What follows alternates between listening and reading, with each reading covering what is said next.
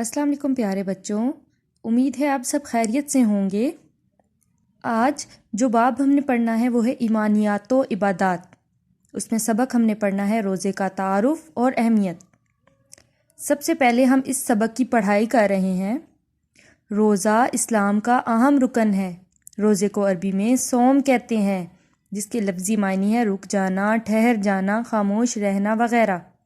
اسلام میں روزے سے مراد اللہ تعالیٰ کی خوشنودی اور رضا حاصل کرنے کے لیے صبح صادق سے لے کر غروب آفتاب تک کھانے پینے اور دیگر خواہشات سے رکے رہنا ہے۔ روزے کی فرضیت: روزہ ہر عاقل اور بالغ مسلمان پر فرض ہے۔ روزے کی فرضیت کے بارے میں اللہ تعالیٰ کا ارشاد ہے: یا ایھا الذین آمنوا کتب علیکم الصیام کما کتب علی الذین من قبلکم لعلکم تتقون۔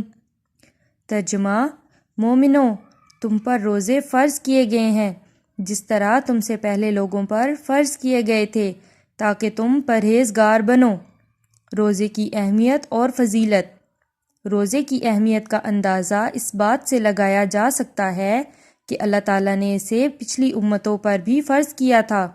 روزہ انسانی ہمدردی اور اسلامی بھائی چارے کا جذبہ اجاگر کرتا ہے۔ اسی لیے رسول اللہ صلی اللہ علیہ وآلہ وسلم نے رمضان المبارک کے مہینے کو ہمدردی اور غم گساری کا مہینہ قرار دیا ہے۔